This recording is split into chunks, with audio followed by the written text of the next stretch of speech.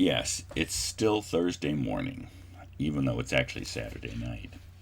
I'm going to entitle the email where I send you the link for this video, The Longest Day. I was actually thinking of using that film, which is a big Hollywood blockbuster from the 60s, I believe, which I saw as a child, about the D-Day landing in Normandy. Hence the longest day. Well, it's the longest day of class. This class has lasted now 3 days. This is the third part of our class from Thursday on the Republic. In the first part, I talked about the drama and the characters. In the second part, I talked about how some aspects of the argument unfold and how it demonstrates what we would call the Socratic method, or the dialectic,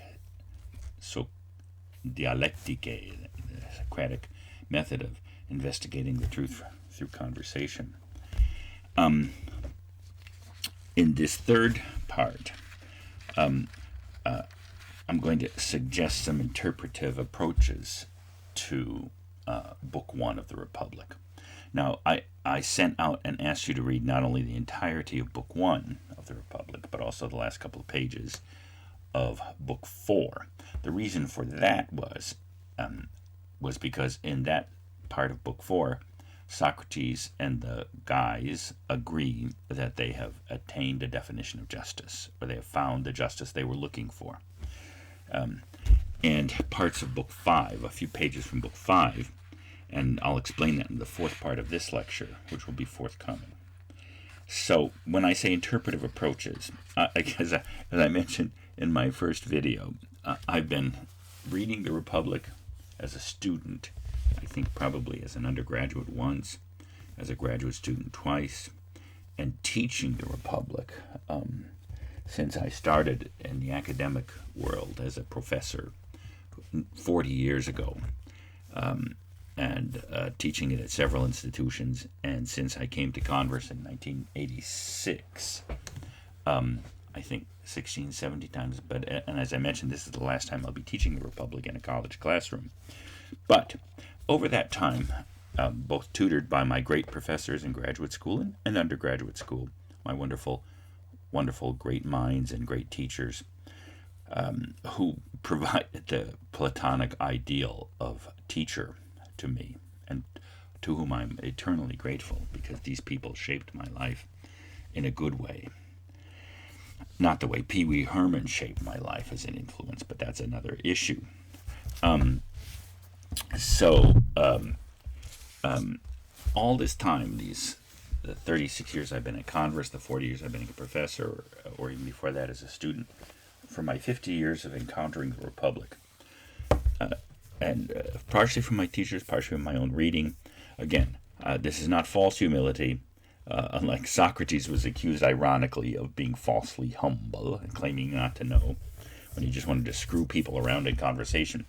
I'm not sure I understand the Republic, even though I've read it and taught it now innumerable times, but such is the nature of a great work, and the great thinkers. So, I think my take on Book 1 is this is Roman numeral 3 in my notes, which I'll send along with the accompanying email. The purposes and intention of Book 1. That is to say, what is Plato doing in this book, in Book 1 of the Republic? Bearing in mind that there are 9 more to come, and the Republic has 10 books or major chapters. So let me just go ahead and suggest what they are. If you're looking at the notes, the first thing, well, here, I'll just start with my own eloquent language. If Book 1 is to work, to serve its function as an introduction to the whole work, because technically, by the time that Thrasymachus is embarrassed and tamed,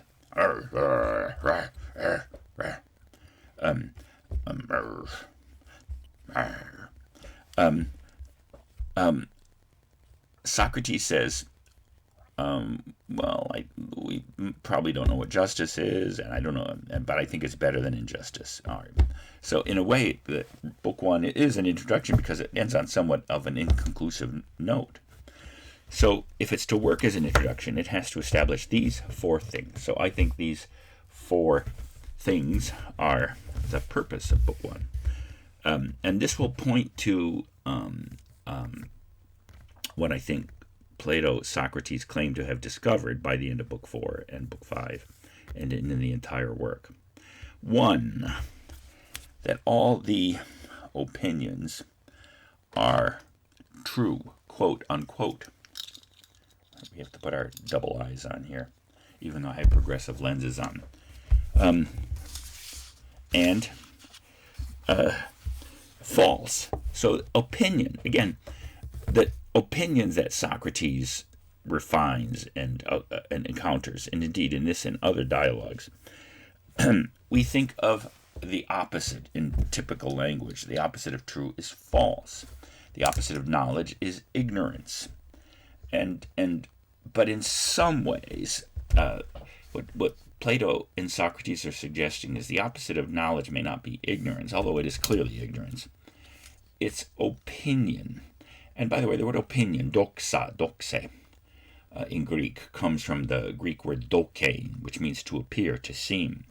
In other words, the opinions that we encounter in Book 1 and all around us, and in our own heads and in the people we know, it's not that they are forms of ignorance, although there may be ignorance in them. And even most of us would admit that you can weigh opinions with respect to their validity or their trustworthiness. And now how you establish the trustworthiness of the opinion is an interesting question. But my point here is, and you could even say, let me just say this, that you could say that perhaps opinion isn't the opposite of knowledge or truth. Perhaps, and when we turn to Aristotle, we're going to talk about the mean between two extremes. Perhaps opinion is a kind of a midpoint, or if you were imagining a spectrum between ignorance and knowledge, or false and true. Opinion is somewhere to the one side, and depending on the individual and the process and where you are in life and what you know and how capable your mind is, you might move your opinion further towards the scale of truth or knowledge. But my point here is that the opinions that we encounter in Book 1 are both true and false at the same time. They have some truth in them. They are refuted not in the sense of being shown to be false simply, but insufficient. That is to say, remember, what we're looking for is the idea of justice. We're trying to sift out the part of the contradictory elements in our opinions, and because we all have some idea of justice, even Thrasymachus, as you're going to see. And this was my point about his anger in the previous discussion. Everybody has an idea of justice in their head. Now, as I said, one of the great questions with Platonic interpretation, and you have different people have different views of what Plato meant by the ideas, but let's just say the consensus is that Plato thought that ideas had an objective reality, and that ideas weren't just something that occurred in our heads as the result of biochemistry and bad upbringing, although that may explain a good portion of our ideas. But our ideas are incomplete, or they're simply a reflection of our experience. But we all have an idea of right and wrong in our heads, even Thrasymachus. So it's not that they're simply true, or they're simply false or wrong, but they're insufficient. And I say C3 down below, and I'll repeat this. What's the standard of truth? In the Republic, through the dialectic, the mind encountering mind, sifting out the inconsistencies and contradictions, and Socrates using his somewhat agile brain to show us the parts of our opinions and thoughts that we haven't thought much about. Again, you could say, and I'll just ask you to think about this. I mean, how aware are you individually? How aware are you of what goes on inside your head?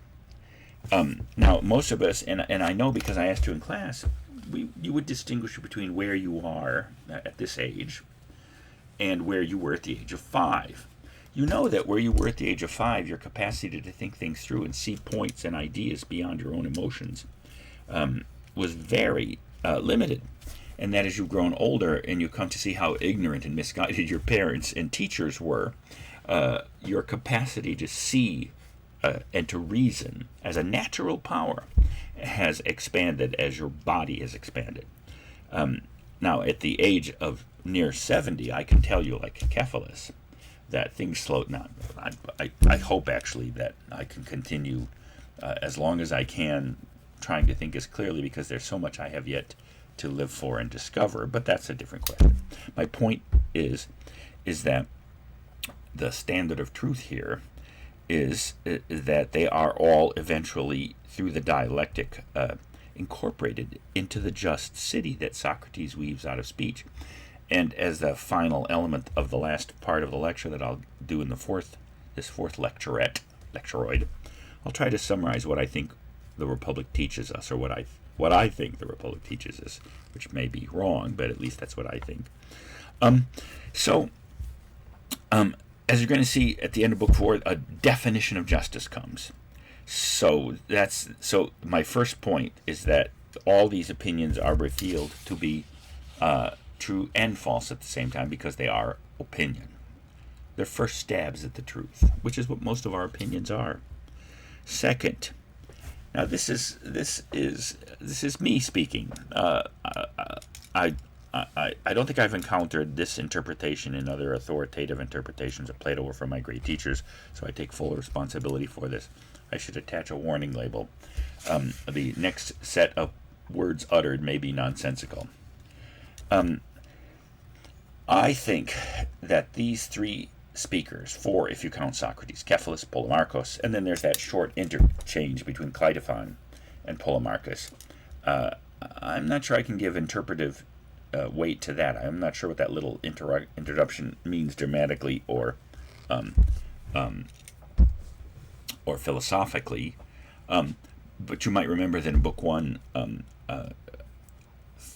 Socrates catches Thrasymachus in a contradiction, and Polemarchus jumps back in and says, no, he did mean to say that the advantageous is that the just is the advantage of the rulers. And then Cleitophon says, well, no, he meant to say that they weren't rulers, So there's a little tete-a-tete. But besides that, there are basically four speakers in the Republic. Socrates, who drives the inquiry, Cephalus, the old man, Polemarchus, the young man who inherits, and Thrasymachus, the young sophist who wants to overturn Socrates and win the argument, but is defeated at the end through the Socratic dialectic.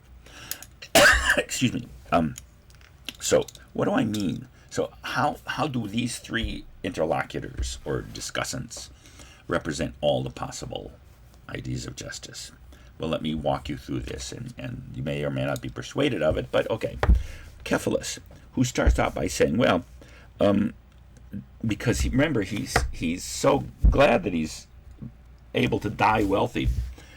And if you read the couple of paragraphs where he says why, it's because, well, somebody may have screwed somebody else, and it's nice to know that I can do enough sacrifices and I can pay back the people I've screwed and tell that. Now, when he says to tell the truth and paying back debts and telling the truth, remember, this is in the context of what's authoritative for him. He fully now, because he's so close to the grave, he now fully invests the old stories and beliefs, the religious beliefs of the Greeks, with a kind of an urgent authority. And so in a way, his representation of piety is of justice is in some ways setting aside what will come to as the substance, telling the truth and paying back debts. And remember, he represents traditional religious piety in the Republic, and in some ways you could say piety, whether it's biblical piety, Jews, Christian, Muslims, Hindus, everybody who takes the sacred stories to be the truth, you could say they understand that the gods, and of course in the Western monotheistic traditions, God, or even in Eastern traditions. By the way, if you want a nice reference which discusses the common ideas of justice and divinity and truth underneath almost all the philosophic and religious traditions of humanity. C.S. Lewis has a very fine book, I think it was one of his last books, The Abolition of Man, in which he warned about the drift of the modern world, but in it he speaks about all great traditions. He's being very inclusive here, even though he was a believing Christian and thought that you needed to know Christ in order to be saved. But that the Tao, that all traditions point to the way, which is Tao, is the Chinese word for road or path. So on one level, piety starts with the belief that first of all, we humans have benefited from divine beneficence. The gods have given us our good things. God has John 3:16. For God so loved the world that he gave his only begotten Son, from the New Testament. So on one level, the idea is we are the recipients of divine beneficence, and therefore, and moreover, the stories are true in a way that the human mind can't know. I mean, there is a certain sense in which Paul defines faith as the hope in things unseen. And by the way, you could say in Cephalus's case, the terror of things unseen.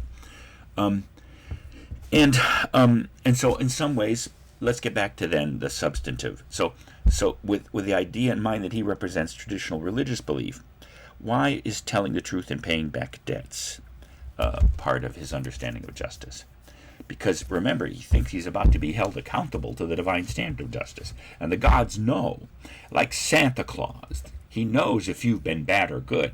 So you better fess up and tell the truth. His belief in telling the truth as a part of justice is acknowledging or confessing almost.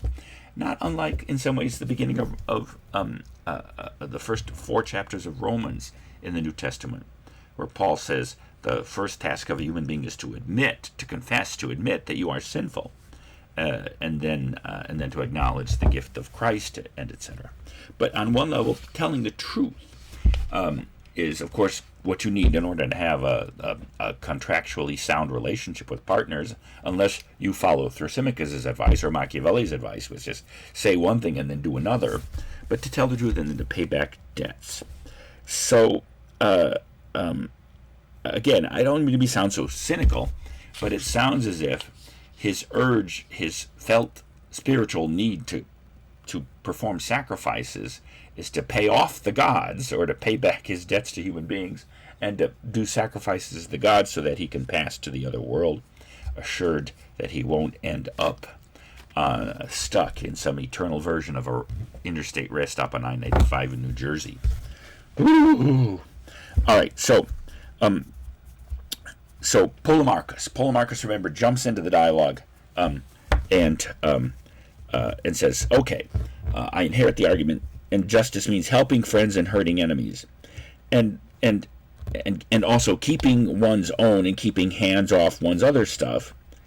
And so, by the way, in a way, remember who he is. He's a dutiful son of Polemarchus, but he's also stands to inherit a lot. And therefore, who's most likely to believe that you should keep your hands off other people's property and they should keep their hands off yours, except somebody who stands to inherit a lot of money from the family? Now, by the way, later on when I talk about the structure of the soul in the 4th part of my lecture, you're going to see that Polemarchus is moved by the lowest part of the soul, the erotic part of the soul. More about that, the love of money, the love of family, etc. And so on one level, you could say, well, how is this... But and as we've seen in Foyle's War, isn't the distinction between friend and enemy the most basic distinction between citizen and enemy? In other words, there is a certain sense in which Polemarchus's understanding is the just person helps his friends out and does harm to his enemy. Now, it's difficult to go into Socrates' proof that you never do harm to another human being.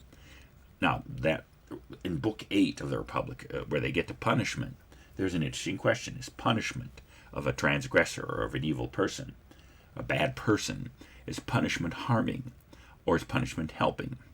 And that leads to the question, well, isn't education better than punishment? And you could say, well, punishment is an attempt to educate. But at any rate, let's go back to Polemarchus. So I think what you see here is not only the love of family, my family comes first, but also this is patriotism. Very much like, and in the series Foyle's War that we're watching, not only the kind of common British patriotism that would hate to see the Nazi subduing of the British people and the British government, but Foyle is a patriot. He loves his country. Even though, as you see in the episode of 50 Ships, he is willing momentarily to suspend the distinction between friend and enemy so as to do a benefit for his German enemy. But that's because the German enemy, in some ways, is also willing to step forward and be a friend of justice to solve the problem of murder. So anyway, in Polemarchus, I think you see patriotism, love of country, family, and ownership, and not stealing from others. And Thrasymachus. Now, Thrasymachus is the most complicated one because he's such an interesting character, and he represents the crudest and most extreme expression of might is right. Power is what everything is. And by the way, this is a big question. Machiavelli is the great teacher of power for its own sake, but even one of the Western world's greatest and refined philosophic minds, Nietzsche, in his first effusion of existentialism, comes back and ultimately, before he went insane, it affirmed that the universe was nothing but matter and motion, and the desire for power, which is nothing other than the desire for triumph. So Thrasymachus his position is a complicated position, and it resonates through several positions. Now, first of all, he does represent the idea that might is right. But again, in some ways, that also explains his anger, because he thought he was entitled to rule, because he thought he was trained to be an arguer. That's why he wants to get up and spout his ideas without being interrupted by pesky questions. He wants to dominate the discussion. He wants to be the lord and master and the winner of the debate, because he believes he's stronger, and he thinks it's right that the stronger prevail. But remember, he also represents the interesting argument that the law, which is, he claims, is the interest of the rulers, is a form of power imposed on the ruled. And therefore, he is in some ways the most vivid first philosophic expression, besides the pre-Socratic philosophers who argued that there was no such thing as natural justice or a natural standard for justice. There might be a natural standard for the speed of light, but justice varies. Aristotle even says in Book 5 of the Republ that it said that justice, fire burns the same as it does in Athens and Persia, but the just things are different. So there's no question that Thrasymachus represents a kind of a common sense awareness that different cities have and different rulers have different laws, but that all of them require you to obey the law. So in a way, he is the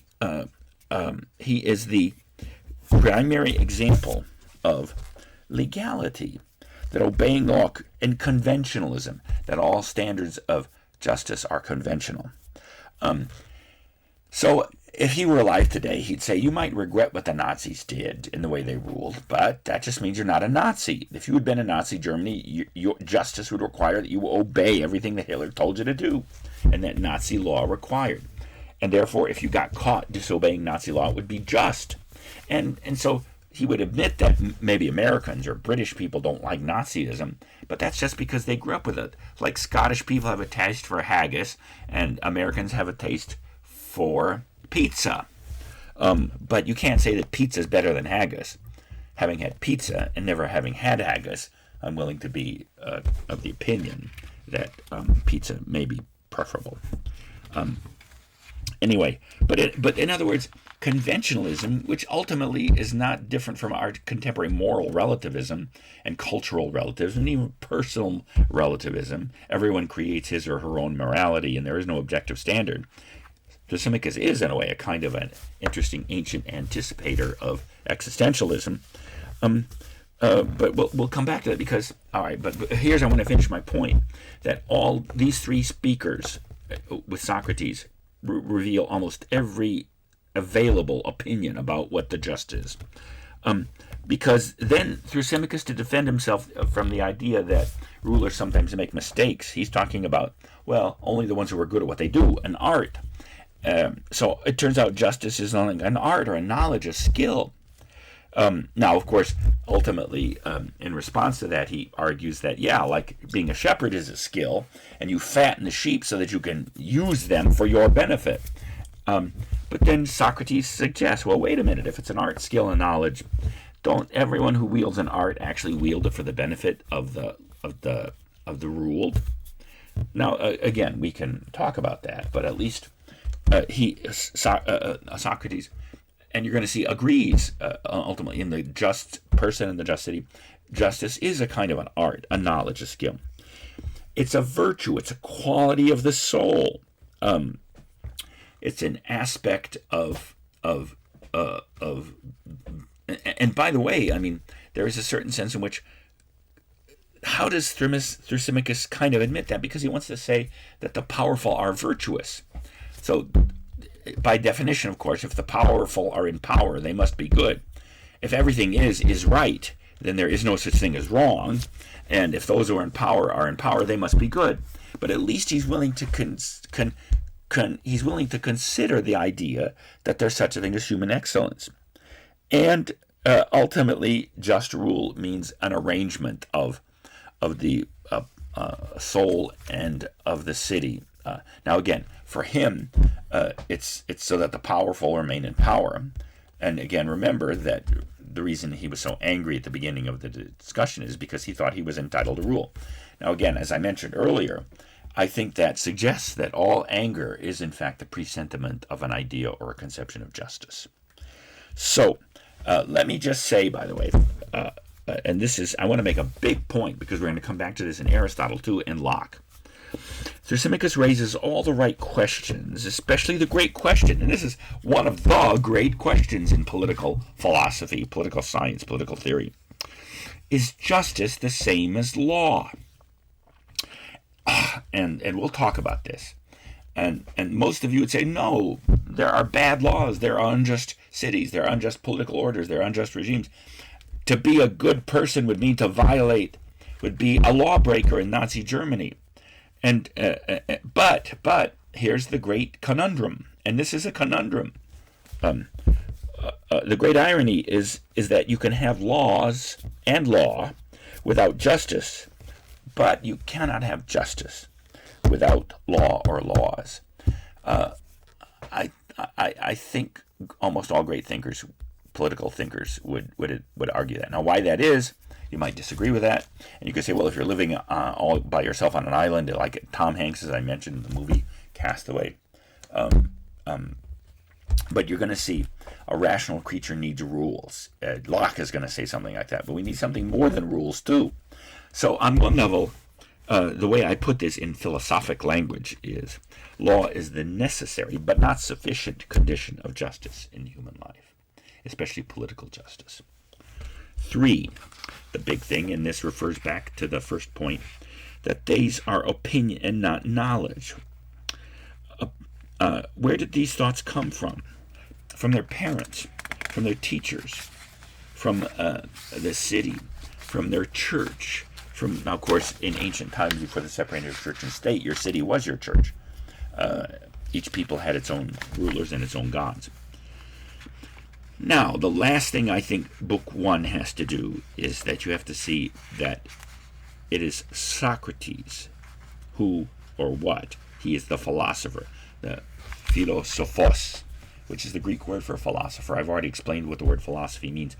Philein is the Greek word to love or pursue, and Sophia is wisdom. But the Greek word for a philosopher, a lover of wisdom, a pursuer of the truth, is philosophos.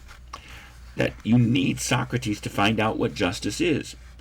And that's why, in some ways, his claim in the Platonic dialogue, the Apology, which, as I mentioned earlier, purports to be the account of his trial, when he says the unexamined life is not living for a human being, is not worthy of a human being, that's because unless you think and try to see what justice is on your own, through your own mind, then in a way you're not trying to be the most just and best person. And the way to get to be that is to use philosophic examining. What Socrates, remember, is looking for is the idea. He wants to use philosophic inquiry through dialectic conversation, using reason, seeing the sameness and difference in things, to identify and isolate the idea of justice, so that we can apply the knowledge of justice not only to our cities and not only to our relationships, but also to our inner life. And as we're going to see, that's where the rest of the Republic comes in.